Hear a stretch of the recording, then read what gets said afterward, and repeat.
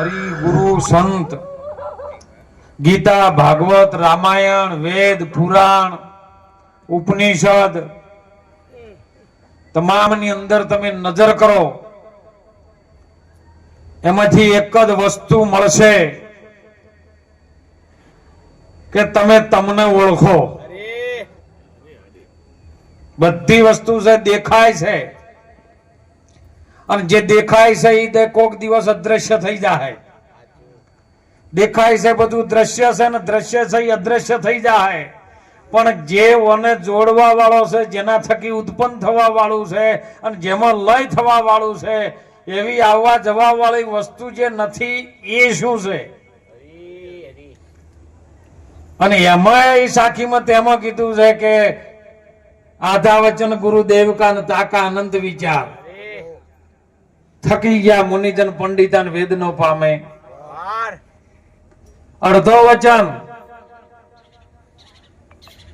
અને એમાં મહાપુરુષો તો સાહેબ એમાં કે છે કે જો તમે કદાચ કોઈ સંતોના સંગમાં સંતોના સત્સંગમાં તમારું મન કદાચ એકાગ્રતામાં આવી જાય અને મૂળ ભૂમિકા સ્થિરતા પદમાં આવે ને, તો અડધા વચનમાં નહીં, આધી મેં આધી કરી અને આધીમાં પુનિયાદ તુલસી કરો કોઈ સંગત આવા સંત નહીં તો કટે કોટી તારો. જન્મો જન્મથી અનાદિ કાળથી આવેલો આ જીવને એટલું બધું આવરણ ચડી ગયું છે, છૂટો પડી ગયો. જો મોટી અગ્નિનો ભડકો થાય ને એમાંથી એક અંગારી બહાર પડે ને, એમાં જુદો પડ્યો અને એના માથે આવરણ ચડી ગયું. એ આવરણનું કદાચ કાઢવું હોય તો સદગુરુનો સંગ, કોઈ સંતોનો સંગ. જો આ મનને કદાચ સંગ જડી જાય ને ગુરુના સત્સંગનો, તો મન છે એ મન ના રે, મન જ ભગવાન બની જાય. જીવ એનાથી જુદો પડેલો છે એટલે એ જીવ દશાને પ્રાપ્ત થયો, પણ ખાલી પાહુ ફેરવી નાખે તો તરત ને તરત શિવ તાત્કાલિક થઈ જાય, વાર ના લાગે. કારણ કે આપણે પ્રમાણ જોયો છે. મધ્ય દરિયામાં જેસલ ને એક પલની અંદર પીર થઈ ગયો, વાર નથી લાગી. પણ ક્યારે કે સદગુરુ મહારાજ તોરલ એમને વાત સમજાવતો હતો ને એકાગ્રતા ઉપર એ વાત હોભળતો હતો ત્યારે ખબર છે એમને ભય લાગ્યો હતો મહારાજ કે આ દરિયાનું તોફાન ચડ્યું છે ને આ જળ રૌદ્ર સ્વરૂપ ધારણ થયું છે. રુદ્ર સ્વરૂપ કેવું છે, ભગવાનનું વિરાટ સ્વરૂપ કેવું છે. તમે રોડ ઉપર જતા હોય ને, તમે ગાડી સાયકલ લઈને જતા હોય ને બાઇક લઈને, એટલે હોમે ટર્બો આવતો તમારે ખાવું પડે, ટર્બાવાળો ના ખાય. તમને ખબર પડી જાય કે આ ભાઈ ચાલે એવું નહીં આપણું. કેમ? વિરાટ સ્વરૂપ છે, કાળનું સ્વરૂપ છે, તમને ખબર પડી જ જાય. તો એ અંદર તમને પાવર કોણ કરે છે, તમને હોન કોણ કરે છે? બોલાઈએ કોઈ કેવા આવે છે? તમારી અંદર બેઠેલું એ તમને હોન કરે છે કે કાળ સ્વરૂપ આવશે, તને લઈ જાય ઝપાટા પેવું, તું ખસી જા. એમ બેઠું બેઠું હોન કરે છે, પણ સમજતું નથી. વાત ગુરુ મહારાજની સમજવાની છે, બીજી કોઈ વાત નથી. અને જેને જેને વાતને સમજમાં લીધી એનો બેડો પાર થઈ ગયો. સમજણમાં આવ્યા પછી સમજણના રસ્તે ચાલવું ને મોટામાં મોટી વાત છે. અને એટલે મહાપુરુષો સુંદર વાત કરી કે બાપુ કોલેજમાં આવ્યા છે ભણવાના બે પાછું, પછી એ લેક્ચર જ આવે, બીજું કોઈ ન આવે. અને એટલે મહાપુરુષો સંતો આપણને જગાડે. શેમાંથી જગાડે છે? કે જે વસ્તુની જેને ખબર નથી એ અજ્ઞાનતાના અંધારામાં હોઈ ગયેલો આ જીવ, અજ્ઞાન રૂપી જે અંધારું છે ને જ્ઞાન રૂપી પ્રકાશ છે. હવે અંધારું કાઢવું હોય તો એને કોઈ ઉલેચે ના જતું રહે. હે રજની કરે એટલે રાત ન જતી રહે. પણ ખાલી એક દીવાનો પ્રકાશ કરો એટલે અંધારાને કહેવું ના પડે કે તું ઘડીવાર રહીને જા. બસ મહાપુરુષો આમ કરીને આમ પાહુ બદલાવે, જ્ઞાન રૂપી જેનો પ્રકાશ અંદર પ્રગટ થાય. સુંદર વાત કરી કે સદગુરુ જેને સેવ કર્યા એની પ્રેમ જ્યોત પ્રકાશી. અંદર પ્રેમની જ્યોત વાટ ભરેલી છે, દિવેટ છે, કોઢાયું છે, અંદર ઘી પૂરેલું છે, ખાલી સેજ અડાડવાની જરૂર છે. ઈ સેજમાં સેજ અડી જાય, જોતથી કદાચ જોત મળી જાય તો અજવાળું તરત વારમાં થાય, વાર લાગે એવી નથી. આ કાયામાં છે પ્રગટ ગંગા, સિદ્ધ ફરો પંથ પાળા. એ ગંગામાં તમે અખંડ ડૂબકી લગાવો, મત જો નદીઓ નાળા તમે ફેરવો, પછી નોમની ગુરુગમ કેરીઓમાં કૂંચી કરી લો. જો ડાયરેક્ટ ખુલે એવું નથી પાછું. કોઈ હાથે નાથે ખોલવા જો એવી વાત છે નહીં. શાસ્ત્રો પોકાર કરે ને વેદ પણ પોકાર એ જ કરે કે તારા હાથે આર્યું કદી મેળ પડે એવો. જેમ જેમ છૂટવાનો ઉદ્યમ કરી લે આ જીવ એમ બમણો બનતાય છે. પોતાના બળથી કદી કોઈ છૂટ્યો નથી, એને છોડાવે કોક સદગુરુ રાય છે. સદગુરુ મહારાજ છોડાવી દે અને છૂટવા માટે જ આપણે આયા છે, પણ છતાં બંધનમાં છે. કેમ કે આપણી વાત જેમ છે એમ સ્વીકારતા નથી. જો સ્વીકાર કરી લ્યો તો બેડો પાર થઈ જાય સાહેબ. અને એટલે મહાપુરુષો જગાડે છે. આ જીવ ઊંઘેલો છે સાહેબ, કારણ કે એને ભોગ આ બધો વૈભવ ઘણું એને વાલું છે. એમાંથી કોક સદગુરુ મહારાજ છોડાવી દે. સદગુરુની વાત જો ત્યાંથી હોભળવામાં આવે ને અને મનન કરી અને નિધ્યાસન કરીને જો એને ઠેકાણે બેહારવામાં આવે ને, હમદણના ઘરમાં લઈ ગયો ને, પછી એને મહાપુરુષો ગંગા સતી કીધું જથારથ વચન એને શાન જાણી પછી કરવું એમ થાય. જથારથ વચન શું છે? આપણે વચન જાણવા માટે કોઈ દાડો મહેનત રત્નાજી કરતા નથી. કેમ કે આપણે 9 વાગે બેહસ અને 12 વાગ્યાનો નકશો પહેલા તૈયાર કર્યો હોય. 9 વાગે આપણે ભજનમાં બેહે ને એટલે મોરથી નક્કી કર્યું કે આપણે 12 વાગે પતી જાય ભજન. નકશો મોરથી ઉઠવાનો તૈયાર કર્યો હોય. પણ ખરી વાણીનો ભેદ જો આપણે આમ સમજવા જઈએ ને તો 12 વાગ્યા પછી ચાલુ જ થાય છે. 12 વાગ્યા પછી દિવસ એવું કે ઘડિયાળમાં કોટાય બદલાઈ જાય, પણ આપણે 12 વાગ્યા મોર જતા રહેશે.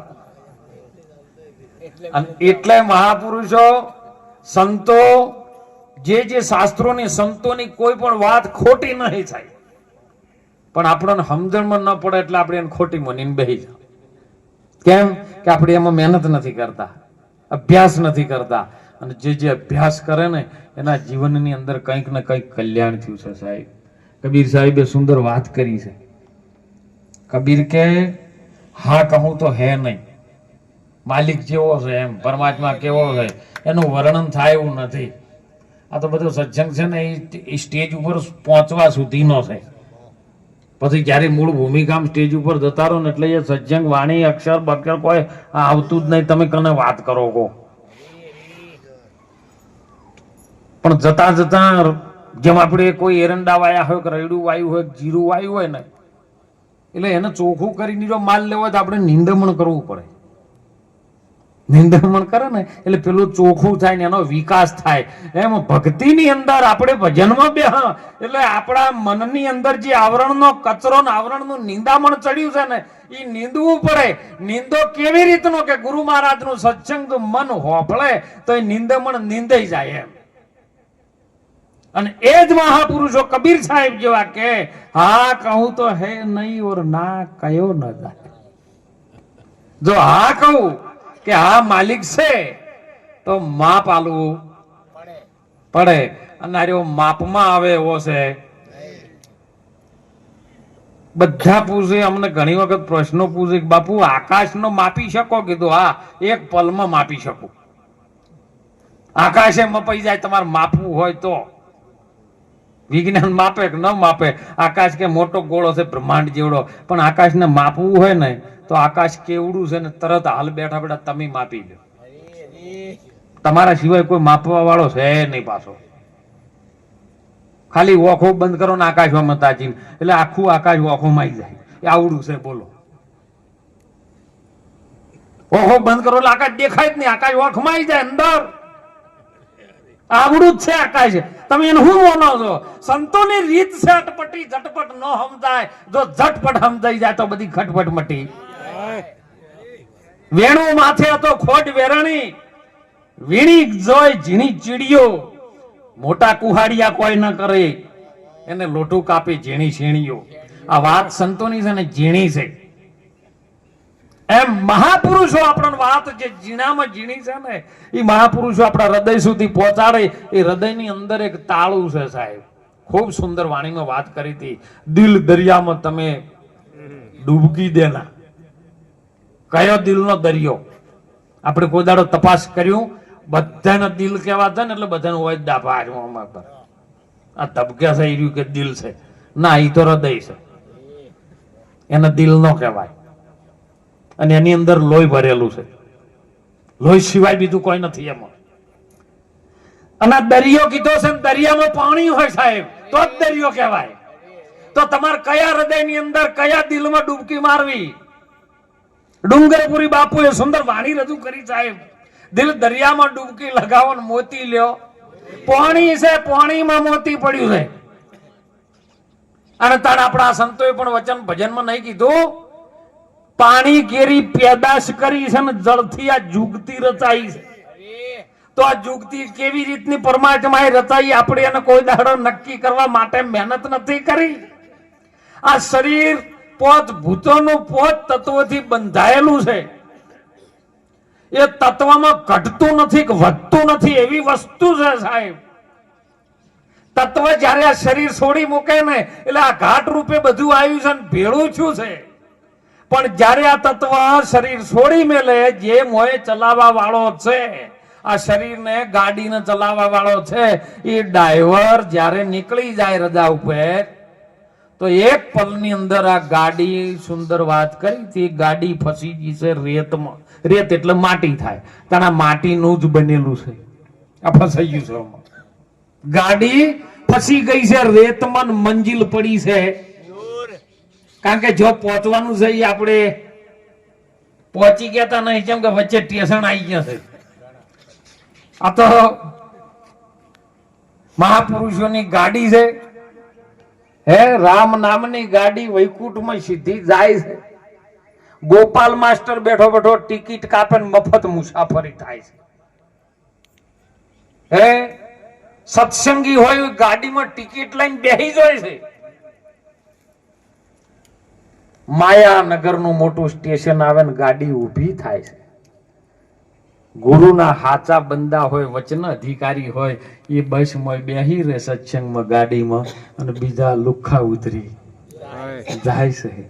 જો ભાઈ જો બેહવું હોય તો બેહી જાજો. આ ગાડી ઉપડીને જાય છે, સીધી જાય છે ગાડી. પણ આપણે ડોકાચ્ય કરવાનું. બસ જો બસમાં બેઠા હોય ને એટલે પહેલી તો બસો હવે ઘણી સેવા થતી, અને બસની બારી પાસે લખવું કોઈને બહાર ડોક્યું કરવું, આવું લખેલું હતું કાચ ઉપર. પછી અમુક સીટો આવતી લેડીઝ માટે, અમુક આવતી કે કંડક્ટર સીટ, અમુક અપંગ માટે આવતી. પણ આપણે કોઈ દાડે વિચાર કર્યું કે આ સીટ આપણી નહીં ને આપણે બેસી જા? બસ આ લડાઈ ત્યાંથી ચાલુ છે. કની સીટમાં આપણે બેસી ગયા છે એ ખબર નહીં, પછી રોમન સીટમાં થાય છે. આખા ભારતમાં તને રોમન છે નહીં, સીટે નહીં બીજી કોઈ નહીં. હે એની નહીં ને બેહવું છે એટલે છે રોમન છે. અને એટલે મહાપુરુષો કાકા જોઈ લો, આ ગાડી જ છે સાહેબ. ગાડી ફસી ગઈ છે, આ રેતમાં મંજિલ પડી છે દૂર. જો સાચો સદગુરુ મળી જાય તો પહોંચાડી દે તમને હજુર. હાજરા હજુર સની પડસો આલી રહ્યો છે, આમાં બેઠો જ છે. પલ પલ તમારા નેજા ફરતી રહે, પલ પલ મોય હાજરા હજુર. જેની જ્યોત અખંડ ચાલી રહી છે, એ જ્યોત થી કદાચ જ્યોતમાં મળવાનું થાય ને તો મહાપુરુષો એ જ કે છે, પાણી કેરી પેદાશ કરી જળથી જુગતી રચાઈ. એ સાહેબને આપણે કેમ કરીને છોડા? જો તન મન ધન કુરબાની તમે પીવો ને રામ રસ જાણી જોણીને પીવાનો છે. પેલું નક્કી કરવું, જોણવું પછી પીવો. સુંદર હમણાં વાણીમાં વાત આવી હતી સાહેબ કે રામ રસ ऐसा है मेरा भाई, जो पीवे सो अमर हो जाए. કેરીનો રસ તો પીધો, શેરડીનો પીધો, આ રામ રસ ચિયા ગ્લાસમાં આવે છે એ હજી જોયું, ચિયા લોટામાં આવે છે. પાત્ર જીવ બનાવવું એના માટે. હે અને પીવો કયા મોઢેથી? એમ આ રામરસ પીવો કયા મૂઢેથી? તો સંતો કે છે શ્રવણે થી રેડ્યો મારા એ રુદિયે મઠેરાનો રે, રુદિયે ઠેરાણો રે, પછી મારી દેહુમાં થયો રણકાર, પ્યાલો બીજો કોણ પીવે? શ્રવણ થી રેડ્યો. આ કોણ શ્રવણ નો ગણતા? કોણ તો કદાચ તમારો અંદરથી પ્રાણ જતો રહે ને તો લાશ પડી હોય તો કોણ તો એને એમને એમ રહેશે, પણ કાનની અંદર હોભળવા વાળું કઈક તત્વ છે જેને શ્રવણ ઇન્દ્રિય કીધી છે. એ શ્રવણ માંથી રેડ્યો. કોઈ પણ શબ્દ આવે ને શ્રવણથી સંભળાય, કોનેથી સંભળાય. અને જેને એ શ્રવણના ઘરમાં થઈને હૃદયમાં જાય ને તો અમર થાય ને તો પછી ઘાટમાં આવે અને પછી એમ કે મારે આર્યો પ્યાલો હોય બીજો પીવા જેવો નથી. પણ એટલે સંતોએ કીધું છે પ્યાલો બીજો કોણ પીવે? એના માટે ગુરુમુખ બનવું પડે. ગુરુમુખ જેના પાસે આવી ગયું ને પછી ગુરુમુખ થી શ્રવણ ઇન્દ્રિય થી પીને એના હૃદયમાં ઠેરાઈ જાય, અને ઠેરાઈ જાય તો એની જ્યોત જાગૃત થાય નહીં. પોણી વલો ને એટલે ઘી ના આવે સાહેબ. ઘી કાઢવું હોય ને તો દૂધ લાવવું પડે અને દૂધમાં છાશ નાખવી પડે, અને છાશ નાખે ને એટલે સીધું દહીં થાય, જોમી જાય રહ્યું. પછી એને વલોણું કરી મંથન કરી અને રવાયો ફેરવે ને એટલે પછી મોખણ ઉપર આવે. ભક્તિ કરો પતાળમન પ્રગટ થાય. પછી મોખણનો જયારે લૂંદો આવે ને તો બેનોને બધાને ખબર છે એ લૂંદાને તમે પાછો તળિયે દબાઈને મેલો અને મેલ દો, તરત તરીને પાછો આવશે. એ કોઈનાથી દબાયેલો ના રહે સાહેબ. ભલે કિલો નો હોય, 5 કિલો શોખ મોખંડી હોય, પણ એનો લૂંદો તળિયે લઈ દો તો ગુલડીને પાછો ઉપર આવે. એમાં ભક્તિ કરો પતાળમન પ્રગટ થાય આકાશ, દાબી દુબી કોઈનાથી ના રહે. એ કસ્તુરી કેરી સુવાસ. અને સુવાસ લેવા માટે સુંદર વાણી મગાજ કે આ વાડીના ભમરા વાડી ભેળીશ ના. ભમરો શું કરે ખબર? સંત એક જગતનો ભમરો જ છે સાહેબ. એ બીજું કશું ન કરે, વાડી ન ભેળે. એ દરેક ફૂલની અંદરથી સુગંધ લે. સંત જગતનો ભમરો વાડી ખીલે ત્યો જાય, ફળ ફૂલ પાન તોડે નહીં, બસ સુગંધ લે ઉડાય. સુગંધ લે. ગુરુ મહારાજના સંતોના સત્સંગના જે શબ્દો છે ને એ સુગંધ જેવા છે. અને સુગંધ આવે, સુગંધ ગંધ અને સુગંધમાં બે ફેર પાછો. ઘણા ગંધ આવતી હોય અને ઘણા સુગંધ આવતી હોય. સુગંધ આવે એનો બેડો પાર થઈ જાય, અને ગંધ આવે ને તો બધું બગડે એનું. અને એટલે મહાપુરુષો કે છે આયો છે પણ જોણ્યો નથી. આયો તો છે જ, જાણ્યો નથી. મનુષ્ય દેહ નો મરમ, એક શેર અનાજને કારણે તે કોટી પહોંચ્યા છે. જો હવા શેરની કોઠી ભરવી હતી, પણ એ હવા શેરની ભરવા હારું થઈ એટલું બધું કરમ કર્યું ને. હવે બધા સાખીમ બોલીએ આપણે, સદગુરુ ચરણે જઈને ઝપટ નમાવો શીશ. એક ગુના તો ક્યાં કરે, લાખો કરે. પણ હું તો ગેરંટી સાથે કહું, લાખો બક્ષી ચારે થોય ખબર રહે. તમે એ જ્યાં પછી બીજા નવા ના કરો તો, પણ ગુરુ ચરણે જ્યાં પછી તમે નવા કરો ને તો એનું વ્યાજ ડબલ ચડે.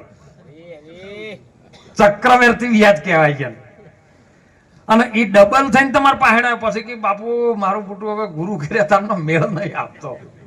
જેમ તે ગુનો કબૂલ્યો ખરો પણ નવા કરવાના ચાલુ રાખ્યા નારાયણ. તેમાં જેને જેને ગુરુ ચરણે જઈને વાત સમજ્યા છે ને, જો અત્યારે ભજનમાં સાહેબ આવે હે, હું તો ધન્યવાદ તમને કહું છું સાહેબ. બધા મોર છે ને એમ બધાને કળાયો કરવી છે, પણ પ્યાસા ના હોય ને તો કળા ના થાય. તમે તમારો સમય લઈ અને સાહેબ આ સંતોના સત્સંગના શબ્દો હોભળો છો ને, ધન્યવાદ છે તમને સાહેબ. અને એટલે મહા